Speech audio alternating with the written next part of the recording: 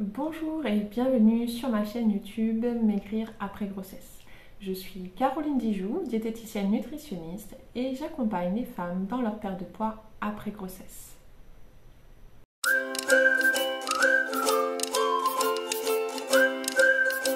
Dans cette vidéo, nous allons plonger dans l'univers du petit déjeuner idéal pour maigrir et explorer les stratégies nutritives qui peuvent vous aider à retrouver votre silhouette tout en vous donnant l'énergie nécessaire pour affronter les défis d'une nouvelle journée.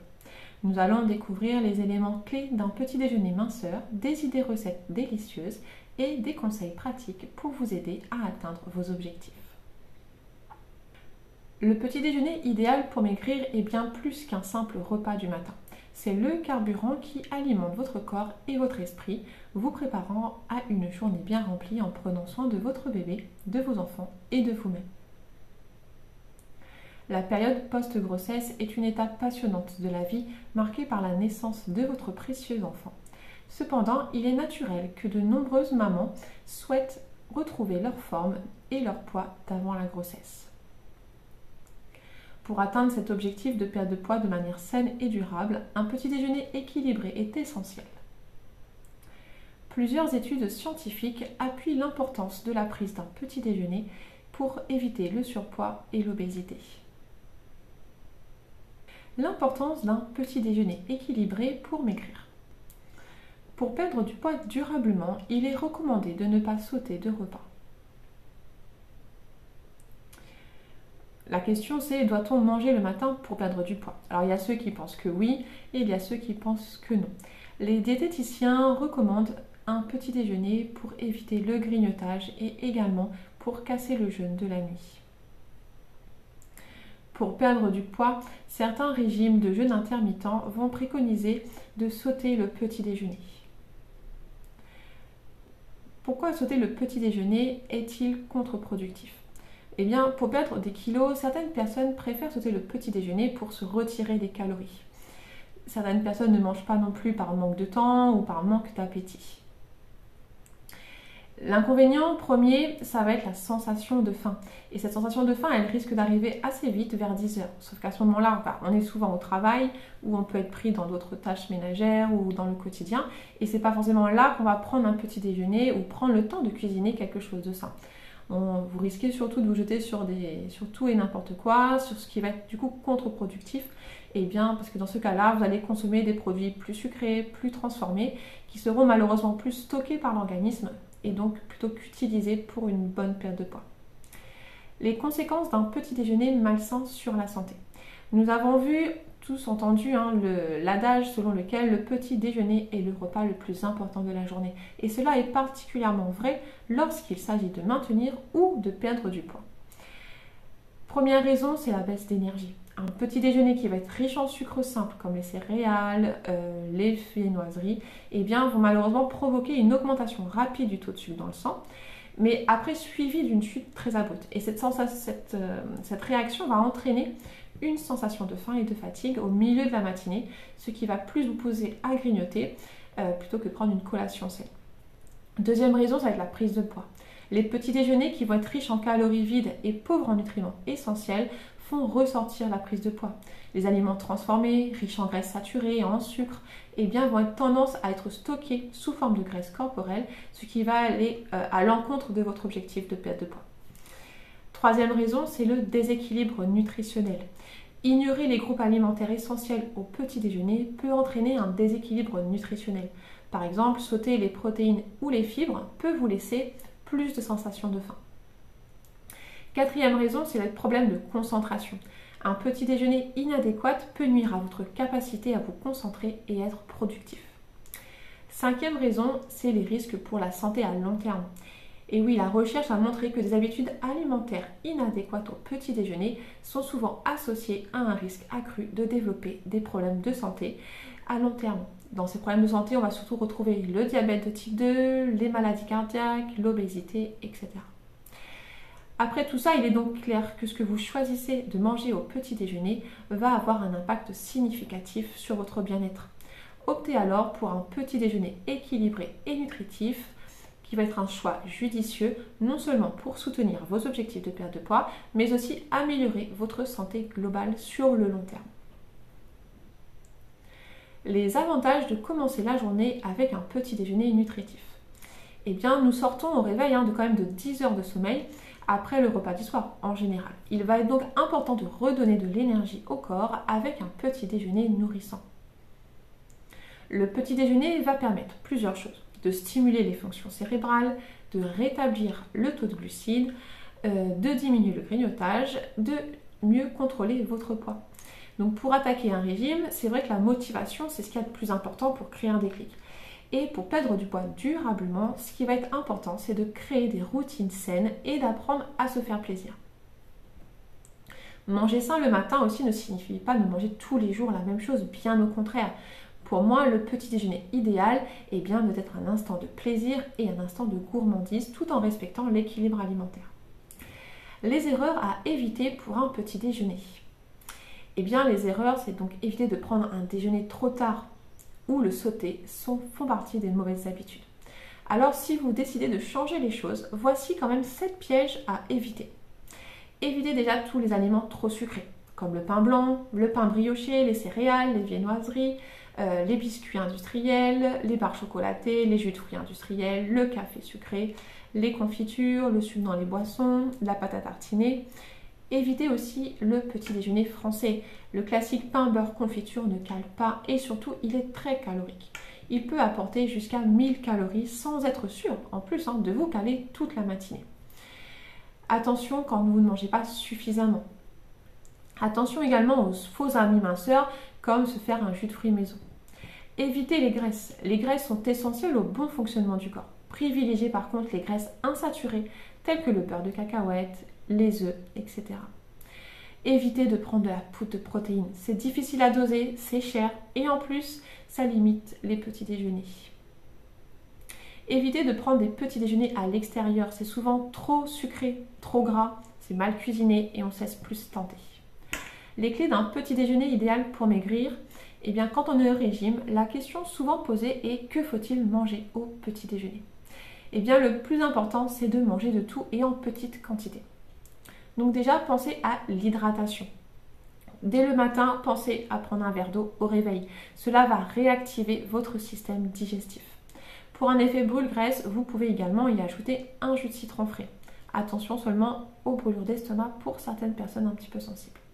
Pour les boissons chaudes, donc certaines personnes préconisent le thé vert parce qu'il est antioxydant, il est brûle-graisse. Mais vous pouvez également aussi consommer du café, des tisanes qui ont l'avantage d'être sans théine et qui ne vont pas influencer votre tension. Par contre, toutes ces boissons sont à éviter avec du sucre rapide. Alors oui, ça peut être difficile au début, donc si vous avez du mal à arrêter, vous pouvez les remplacer soit par des édulcorants ou diminuer progressivement votre quantité de sucre ajoutée. L'importance d'avoir des glucides. Les glucides, elles sont source de sucre lent et de fibres et vont donc éviter les pics de glycémie. Ils auront un effet rassasiant idéal pour éviter les grignotages. Évitez les produits transformés et raffinés. Ils ont un index glycémique élevé et ne vous caleront pas. Les glucides vont être apportés par les produits céréaliers tels que les flocons d'avoine, le pain blanc, le pain brun, la farine complète si vous cuisinez vous-même. Ça peut être aussi du riz, du quinoa, des pâtes, etc. Les produits céréaliers vont apporter des fibres. Et les fibres sont les parties des glucides qui ne sont pas digérées et donc qui vont avoir un rôle de remplir l'estomac. Donc pour diminuer le grignotage, ça va également équilibrer la flore intestinale et ça va améliorer le transit. Les glucides sont aussi apportés par les fruits qui vont apporter des sucres simples ou des sucres rapides et des fibres. Ils sont donc une excellente source de vitamines et d'antioxydants. Dans ce cas, privilégiez les fruits frais et de saison. Au petit déjeuner, il est également possible de consommer des légumes. Oui, pourquoi pas. En plus, ils ont le double avantage donc d'être faibles en calories et d'être riches en fibres. Idéal donc pour un petit déjeuner rassasiant. Selon les recommandations du PNNS, il faut consommer jusqu'à 5 fruits et légumes par jour. Alors pourquoi pas commencer dès le petit déjeuner. Au petit déjeuner, il vous faut également des protéines et sont idéales. Les protéines vont stimuler votre corps parce qu'elles sont plus difficiles à digérer et donc elles vont demander à consommer plus d'énergie pour les utiliser.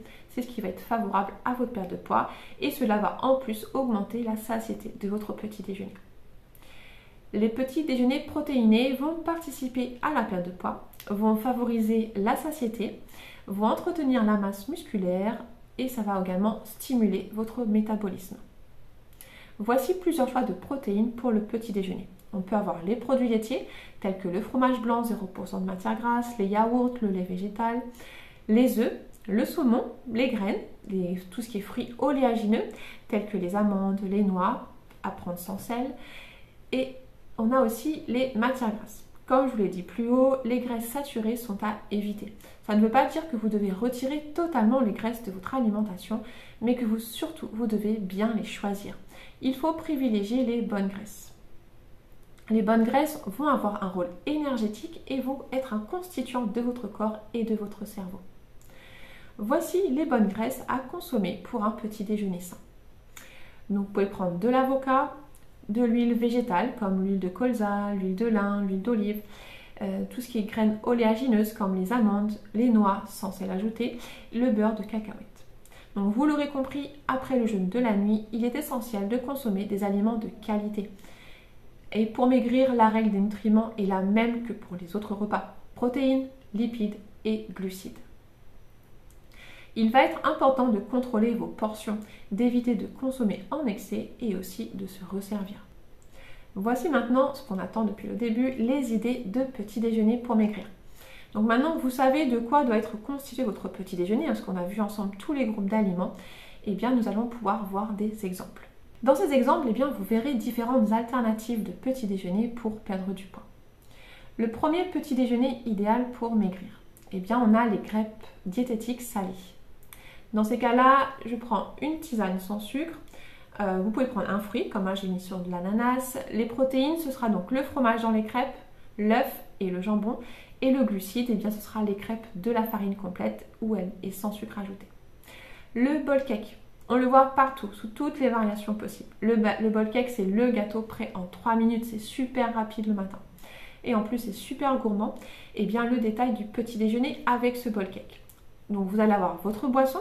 Les protéines, eh bien c'est l'œuf du bol cake. Vous pouvez ajouter un yaourt avec. Le fruit, c'est la banane qui est dans le bol cake. Et le glucide, eh bien c'est le flocon d'avoine de la recette.